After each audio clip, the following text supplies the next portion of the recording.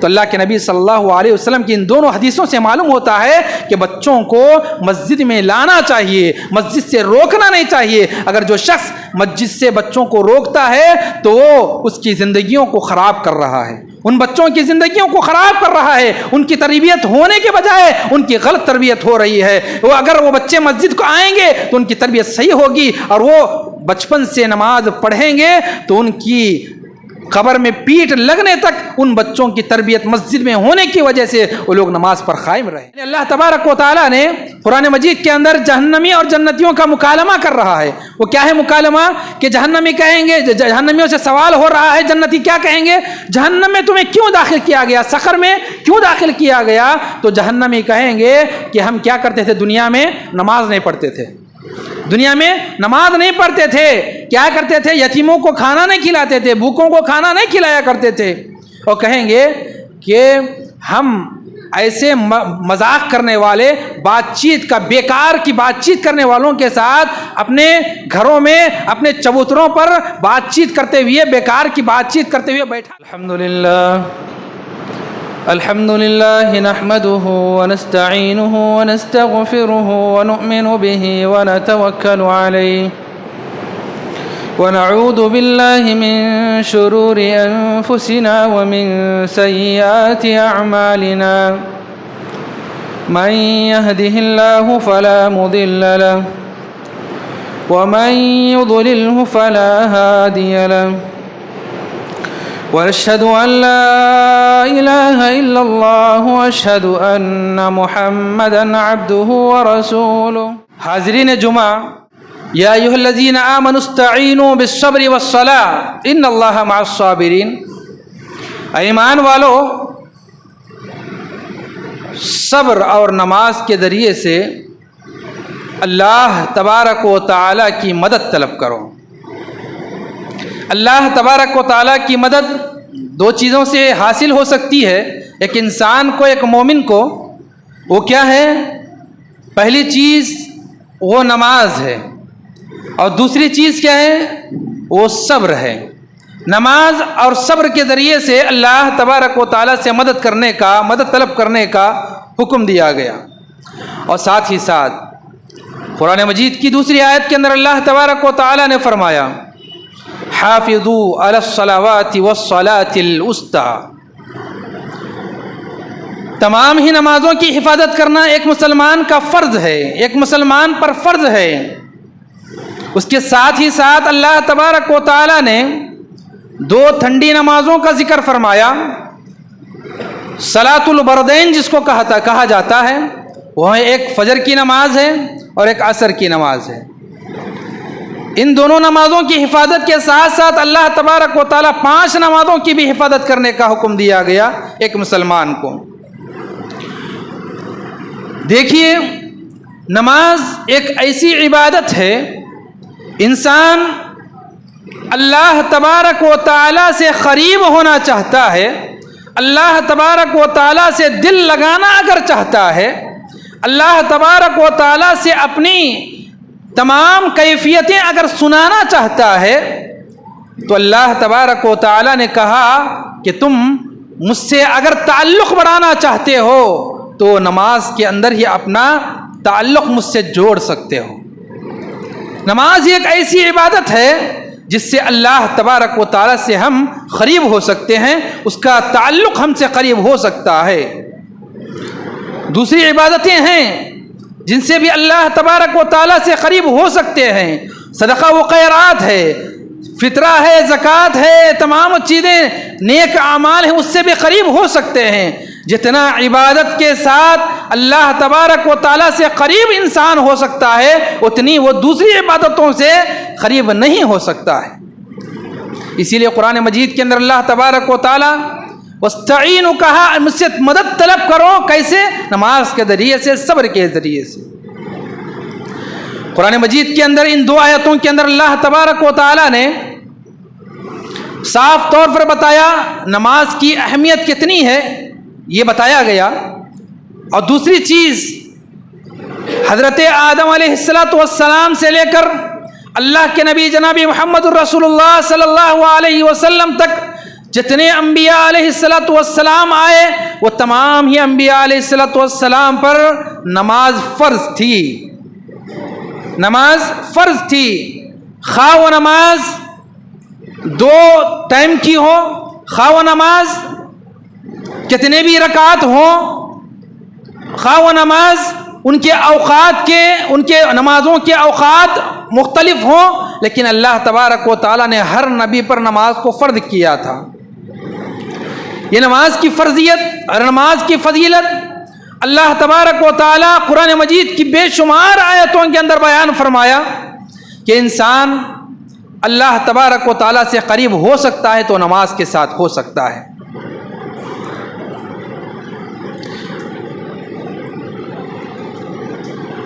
نبی کریم صلی اللہ علیہ وسلم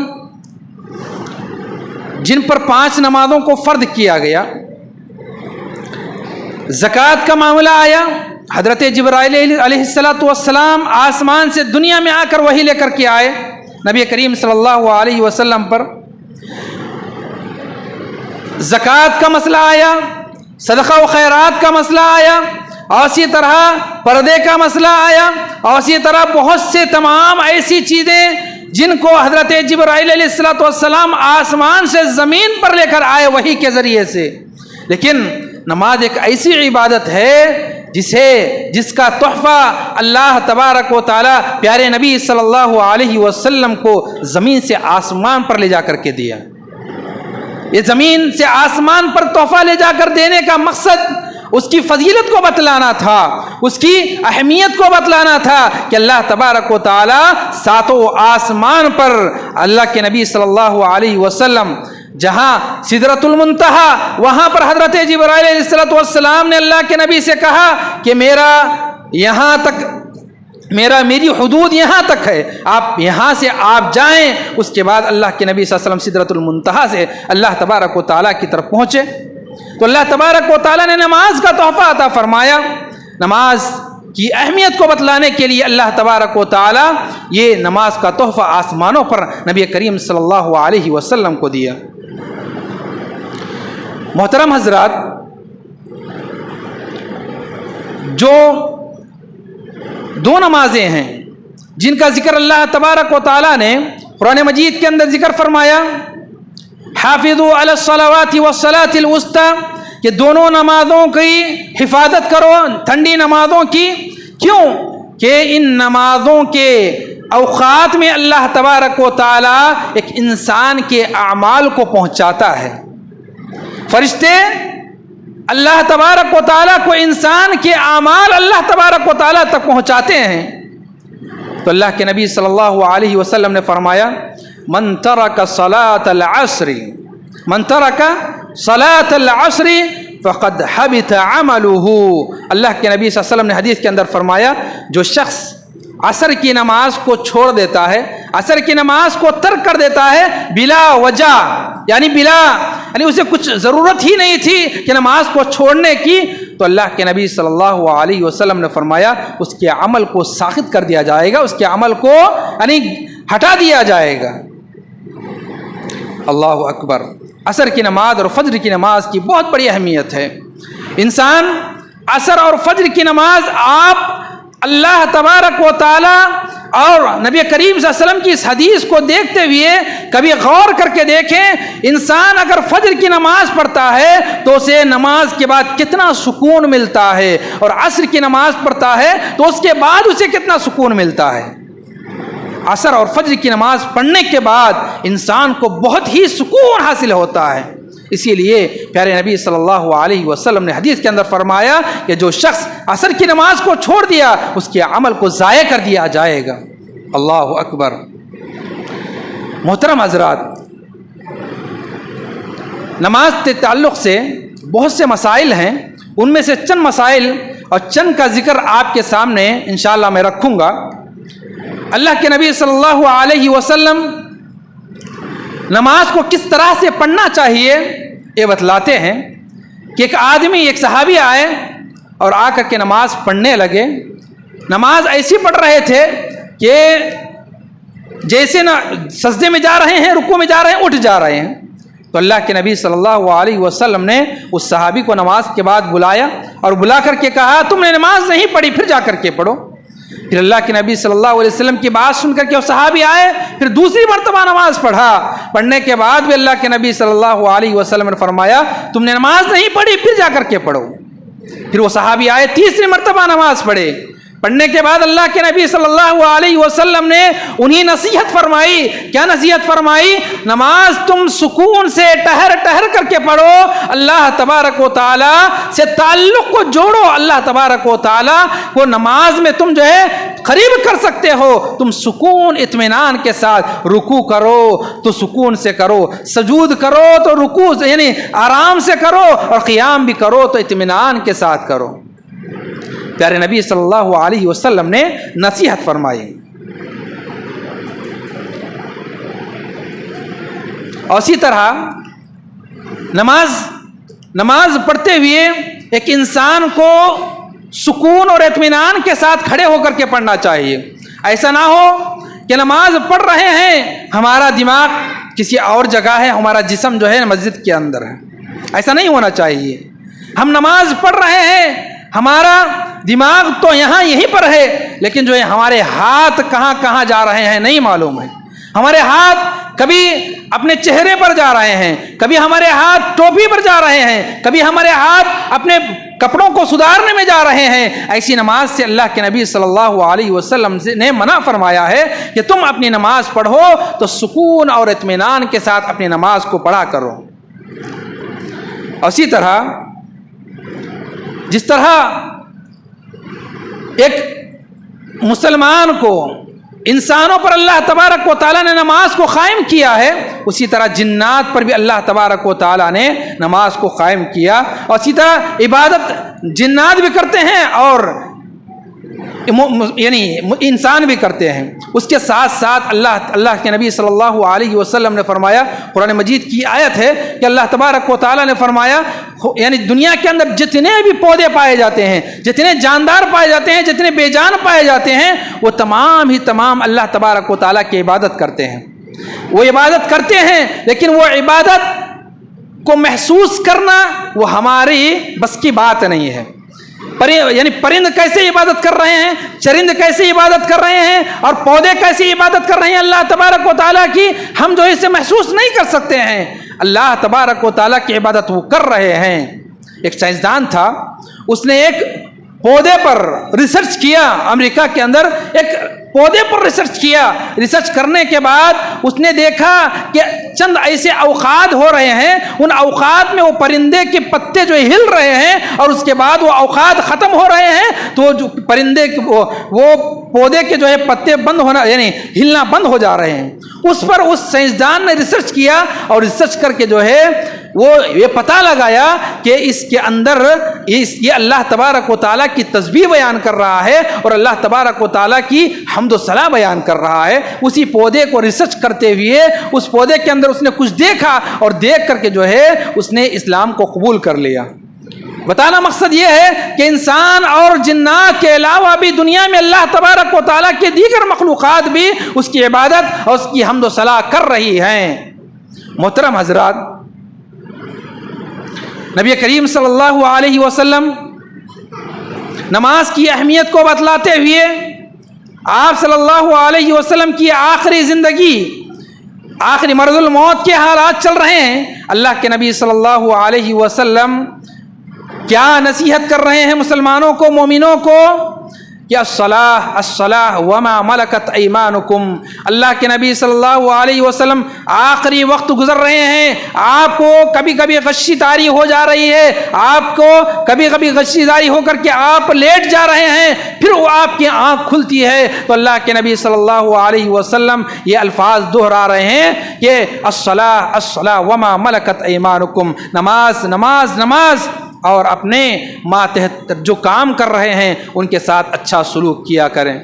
اللہ کے نبی صلی اللہ علیہ وسلم کے آخری ایام ہیں، اللہ کے نبی صلی اللہ علیہ وسلم اٹھ کر کے جو ہے مسجد نبوی کی طرف جا نہیں پا رہے ہیں۔ اللہ کے نبی دو صحابہ کے کندھوں پر ہاتھ ڈال کر کے مسجد کی طرف جاتے ہیں، اور جا کر کے جب نماز پڑھانے کی حالت نہیں رہتی ہے تو پھر بھی اللہ کے نبی صلی اللہ علیہ وسلم حضرت ابوبکر صدیق رضی اللہ تعالیٰ عنہ کو حکم دے رہے ہیں، آپ نماز پڑھائیے، امامت کریے۔ آپ صلی اللہ علیہ وسلم ان کے دہنے جانب بیٹھ جاتے ہیں۔ محترم حضرات، نماز کو ہم نے آج جو ہے بہت ہی معمولی سمجھ چکے ہیں۔ ہم نماز کو ایسے سمجھ رہے ہیں کہ وہ ہمارے اوپر جو ہے بس پڑھ لیے تو پڑھ لیے اور نہیں پڑھے تو نہیں پڑھے، چھوڑ دیے تو چھوڑ دیے، ایسا سوچ رہے ہیں۔ ذرا سوچئے، اللہ کے نبی صلی اللہ علیہ وسلم کے پاس حضرت عبداللہ بن ام مکتوم آتے ہیں، نابینا صحابی ہیں، اور آ کر کے اللہ کے نبی صلی اللہ علیہ وسلم کو پوچھتے ہیں، اللہ کے نبی صلی اللہ علیہ وسلم میری آنکھ نہیں ہے، مجھے آنکھ نہیں ہے، میں کیا کروں کہ میرے پاس کوئی آدمی نہیں ہوتا ہے مسجد تک لے آنے کے لیے، تو میں کیا گھر میں نماز پڑھ سکتا ہوں؟ اللہ کے نبی صلی اللہ علیہ وسلم نے پہلے ہاں میں جواب دیا، ہاں۔ اس کے بعد پھر اللہ کے نبی صلی اللہ علیہ وسلم نے اس صحابی عبداللہ بن ام مکتوم سے کہا، کیا تمہارے گھر تک اذان کی آواز پہنچتی ہے؟ تو اللہ کے نبی صلی اللہ علیہ وسلم کی اس بات کو سن کر کے انہوں نے کہا، ہاں اللہ کے نبی صلی اللہ علیہ وسلم آواز تو پہنچتی ہے۔ تو پھر اللہ کے نبی صلی اللہ علیہ وسلم نے فرمایا، تو آواز جب تمہارے گھر تک پہنچ رہی ہے تو تمہارا لازمی ہوتا ہے کہ تم مسجد میں آ کر کے نماز پڑھیں۔ اللہ اکبر! ہمارے اللہ نے آنکھ دیا ہے، ہمارے جسم کی ہر چیز جو ہے کام کر رہی ہے، اور ہمارے ہاتھ پیر ہر چیز کام کر رہے ہیں، لیکن پھر بھی ہم جو ہے نماز سے بہت دور ہیں، نماز سے ہماری کوتاہیاں بہت دور ہیں۔ اللہ تبارک و تعالی ہمیں اس سے بچائے کہ اللہ تبارک و تعالی ہمیں نماز کی حفاظت کرنے کی ہم تمام کو توفیق عطا فرمائے، ہماری ماں بہنوں کو جو ہے نماز کی حفاظت کرنے کی توفیق عطا فرمائے۔ کیوں کہ ایک نابینا صحابی کے لیے اتنا بڑا حکم کہ وہ جب اذان سنتے ہیں تو مسجد کی طرف آنے کا حکم دیا گیا۔ اور اسی طرح محترم حضرات، دوسری بات، جب تمہاری اولاد 7 سال کی ہو جائے، مروا اولادکم بالصلاۃ من 7 سنین، جب تمہاری اولاد 7 سال کی ہو جائے تو تم کیا کرو؟ اپنی اولاد کو نماز لے جاؤ اور نماز کی تعلیم دو۔ نماز کی تعلیم دینے کا حکم دیا گیا 7 سال میں۔ اور اس کے بعد اللہ کے نبی صلی اللہ علیہ وسلم نے حدیث کے اندر فرمایا، جب تمہارا بچہ 10 سال کا ہو جائے تو تم کیا کرو؟ اپنے بچے کو نماز نہ پڑھنے پر مارنے کا حکم دیا گیا۔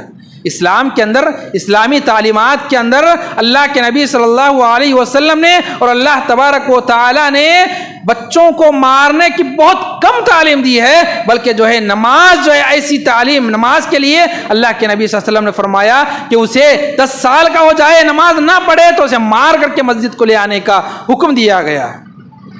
ہمارے یہاں ہماری مسجدوں کے اندر بعض ایسے لوگ بھی ہوتے ہیں، جب مسجد میں بچے آتے ہیں تو انہیں بچوں کو مسجد سے آنے سے روک دیتے ہیں۔ بلکہ اللہ کے نبی صلی اللہ علیہ وسلم کے زمانے میں کیا ہوا کرتا تھا کہ اللہ کے نبی صلی اللہ علیہ وسلم کے زمانے میں ایک مرتبہ اللہ کے نبی صلی اللہ علیہ وسلم نماز پڑھا رہے ہیں، آپ سجدے میں جب چلے گئے تو سجدے میں حضرت حسن رضی اللہ تعالیٰ عنہ، حضرت حسن بن علی رضی اللہ تعالیٰ عنہ، آپ کے نواسے حضرت فاطمہ رضی اللہ تعالیٰ عنہا کے بیٹے آ کر کے اللہ کے نبی صلی اللہ علیہ وسلم کی پیٹھ پر چڑھ کر کے بیٹھ جاتے ہیں۔ جب بیٹھ جاتے ہیں تو اتنا لمبا سجدہ اللہ کے نبی صلی اللہ علیہ وسلم کرتے ہیں کہ صحابہ اکرام پیچھے پریشان ہو جاتے ہیں، پیچھے ایسے پریشان ہو جاتے ہیں کہ ایک صحابی نے کہا کہ ہم اتنا پریشان ہو گئے اس سجدے میں کہ کیا ایسا نہ ہو گیا ہو کہ اللہ تبارک و تعالیٰ نبی کریم صلی اللہ علیہ وسلم کی روح سجدے میں قبض کر دیا ہو۔ ایک صحابی نے یہ شک آ کر کے کیا کیے، اٹھ کر کے سجدے سے دیکھ لیا، اور دیکھ کر کے پھر سجدے میں چلے گئے۔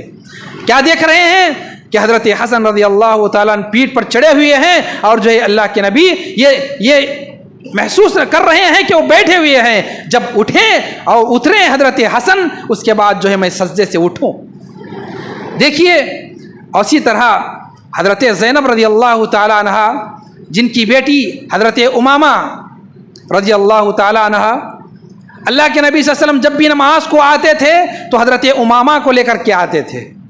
جب آتے تھے تو حضرت امامہ چڑھ کر کے اللہ کے نبی صلی اللہ علیہ وسلم پر بیٹھ جاتی تھی, اور جب بیٹھ جاتی تھی تو اللہ کے نبی صلی اللہ علیہ وسلم اسے اٹھا کر کے بازو رکھ دیا کرتے تھے.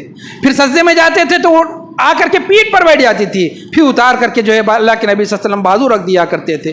تو یہ یہاں پر بتانا مقصد یہ ہے کہ ہماری مسجدوں کے اندر جو ذمہ دار ہیں وہ ذمہ دار جو ہے یہ سوچتے ہیں کہ مسجد میں آئیں گے تو بچوں کی وجہ سے نماز میں خلل پیدا ہوگا. یقین جانیے جو شخص اللہ تبارک و تعالیٰ کو قریب کرنے کے لیے مسجد میں نماز پڑھنے کے لیے آتا ہے تو اس کا دماغ بچوں کی طرف نہیں جانا چاہیے. اگر بچوں کی طرف جا رہا ہے تو اس کی نماز پڑھنے کا کیا فائدہ ہے؟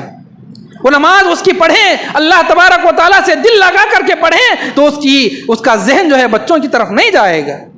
تو اللہ کے نبی صلی اللہ علیہ وسلم کی ان دونوں حدیثوں سے معلوم ہوتا ہے کہ بچوں کو مسجد میں لانا چاہیے, مسجد سے روکنا نہیں چاہیے. اگر جو شخص مسجد سے بچوں کو روکتا ہے تو وہ اس کی زندگیوں کو خراب کر رہا ہے, ان بچوں کی زندگیوں کو خراب کر رہا ہے. ان کی تربیت ہونے کے بجائے ان کی غلط تربیت ہو رہی ہے. اگر وہ بچے مسجد کو آئیں گے تو ان کی تربیت صحیح ہوگی, اور وہ بچپن سے نماز پڑھیں گے تو ان کی قبر میں پیٹھ لگنے تک ان بچوں کی تربیت مسجد میں ہونے کی وجہ سے وہ لوگ نماز پر قائم رہیں گے. محترم حضرات, نماز انسان کے لیے بہت بڑی اہمیت والی چیز ہے. دوسری چیز, نبی کریم صلی اللہ علیہ وسلم نے فرمایا جب ہم نماز پڑھ رہے ہیں تو نماز کو جماعت کے ساتھ پڑھیں. الصلاۃ علی وقتها, اللہ کے نبی صلی اللہ علیہ وسلم نے فرمایا کہ نماز کو اس کے وقتوں پر جماعت کے ساتھ پڑھیں. اگر کسی وجہ سے تمہاری نماز چھوٹ رہی ہو, کہیں جانا ہو, تو اس سے پہلے تم اپنا پلان جو ہے نماز سے پہلے نہ بناؤ اور نماز پڑھ کر کے جو ہے اپنے پلان کو جو ہے آگے بڑھا لو. ایسا نہ ہو جائے کہ تم راستے میں جا رہے ہو, آپ کی جماعت کا وقت ہو چکا ہے اور آپ کی جماعت جو آپ کا ثواب جماعت کے ساتھ زیادہ ہے اور آپ کے اکیلے پڑھنے سے. اسی لیے چاہیے کہ جماعت کے ساتھ پڑھنے کو, نماز پڑھنے کو اپنا شیوا بنا لیں تو تم جو ہے اللہ تبارک و تعالیٰ سے قریب ہو سکتے ہیں. تیسری چیز نماز کے تعلق سے, نماز تو ہم فرض نماز تو پڑھتے ہیں, 5 ٹائم کی نمازیں پڑھ رہے ہیں, اور جو نمازیں چھوٹ جاتے ہیں انہیں جو ہے بعد میں پڑھنا چاہیے. چھوٹنا تو پہلے نہیں چاہیے. اگر چھوٹنے والی نمازیں آپ چھوڑ چکے ہیں کسی عذر کی وجہ سے تو ان نمازوں کو بعد میں پڑھیں. فرض نمازوں کے ساتھ ساتھ ایک مومن کو, ایک انسان کو سنت اور نوافل کا بھی اہتمام کرنا چاہیے. جو شخص سنت اور نوافل کا اہتمام کرتا ہے تو اللہ تبارک و تعالی کل قیامت کے دن سب سے پہلے ایک انسان کا حساب و کتاب لے گا تو وہ نماز ہی سے ہوگا. نماز کا سب سے پہلے حساب و کتاب ہوگا, اس کے بعد دوسری چیزوں کا حساب و کتاب ہوگا. اسی لیے اللہ کے نبی صلی اللہ علیہ وسلم نے فرمایا تم نماز کو قائم کرو. حضرت عمر رضی اللہ تعالیٰ عنہ کے زمانے میں حضرت عمر رضی اللہ تعالیٰ عنہ جو گاؤں میں جن کو حضرت عمر رضی اللہ تعالیٰ نے گورنر بنا کر کے بھیجا تھا تو انہوں نے ان کو خط لکھ کر کے کہا کہ تم سب سے پہلے جب لوگ ایمان لا لیں, اسلام کے اندر داخل ہو جائیں تو انہیں سب سے پہلے ایمان لانے کے بعد حضرت عمر رضی اللہ تعالیٰ نے تعلیم دی کہ انہیں نماز کا حکم دے, نماز کو قائم کرنے کا حکم دے. پہلا تو ایمان لانا ہے اور دوسرا جو ہے نماز کا فریضہ ادا کرنا ہے. یہ حضرت عمر رضی اللہ تعالیٰ نے لیٹر لکھ کر کے گورنروں سے کہا. محترم حضرات, سنت اور نوافل کا آپ کو فائدہ کہاں ہوگا؟ سنت اور نوافل کا فائدہ آپ کو کل قیامت کے دن ہوگا.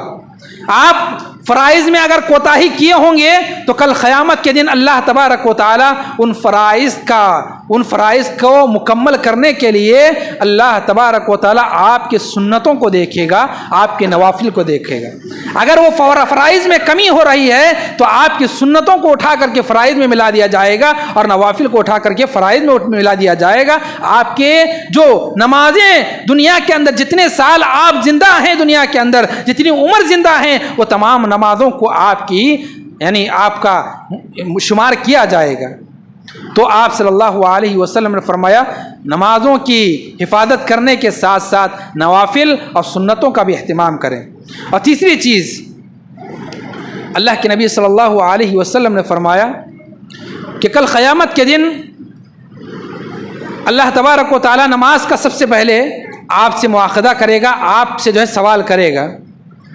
سورہ مدثر کے اندر اللہ تبارک و تعالیٰ جنتیوں کا اور جہنمیوں کا مکالمہ بیان کیا۔ جنتی اور جہنمی دونوں یعنی ایک دوسرے سے مکالمہ کریں گے، بات چیت کریں گے۔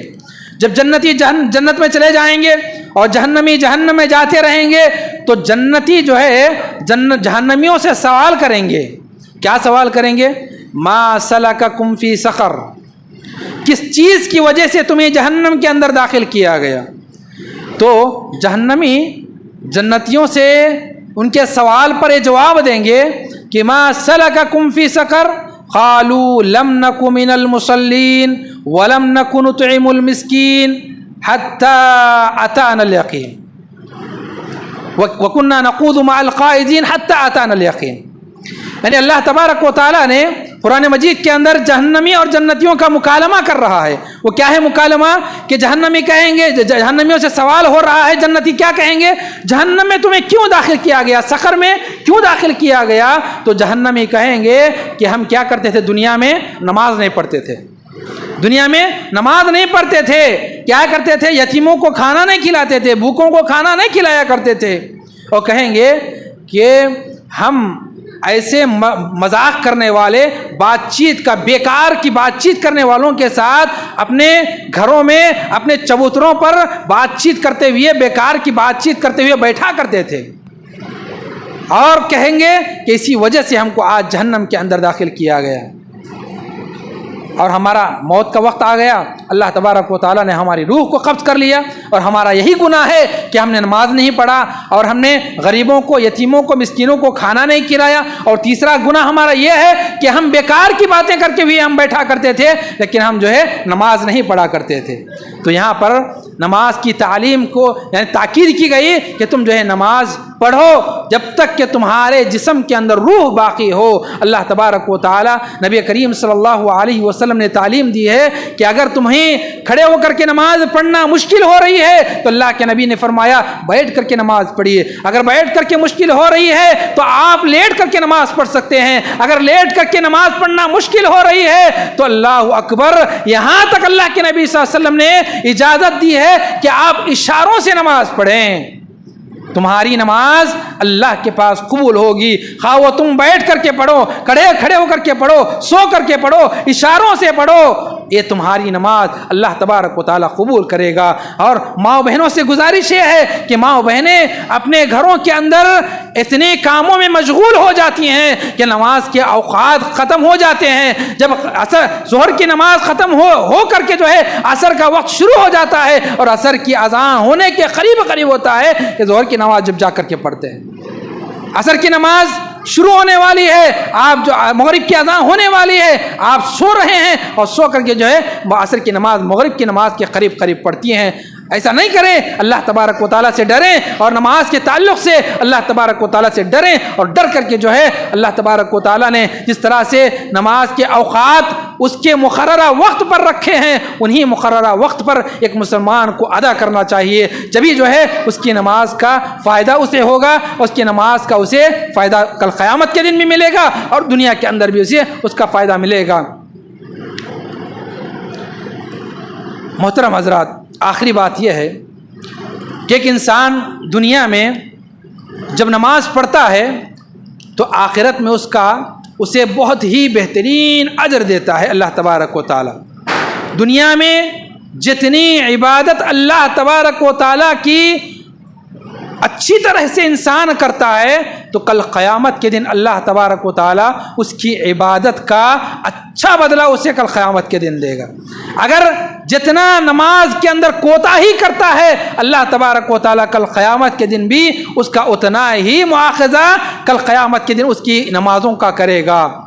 تو یہاں پر نماز کے تعلق سے چند اس کی فضیلتیں آپ کے سامنے بتائی گئی اور چند احکام تھے جو بچوں کی تربیت کے تعلق سے اور اسی طرح نماز کے لیے تعلق سے نماز فرد ہے وہ فرد نمازوں کے ساتھ ساتھ ہمیں سنتوں کو اور نوافل کو کیسے ادا کرنا چاہیے، اس کا فائدہ کل قیامت کے دن کیا ہوگا، وہ تمام چیزیں آپ کے سامنے میں نے رکھا۔ اللہ تبارک و تعالیٰ سے دعا ہے کہ اللہ تبارک و تعالیٰ ہمیں نماز کو قائم کرنے والا بنائے۔ اللہ تبارک و تعالیٰ ہمیں ہماری زندگی جب تک اللہ تبارک و تعالیٰ رکھے اس وقت تک ہمیں نماز کا پابند بنائے، نماز کو جو ہے چھوڑنے سے بچائے رکھے۔ اللہ تبارک و تعالیٰ ہمیں نماز کی پابندی کرنے والا بنائے، آمین۔ وآخر دعوانا الحمد للہ رب العالمین۔ اقول قولی ھذا واستغفر اللہ لی ولکم ولسائر المسلمین من کل ذنب انہ هو التواب الرحیم۔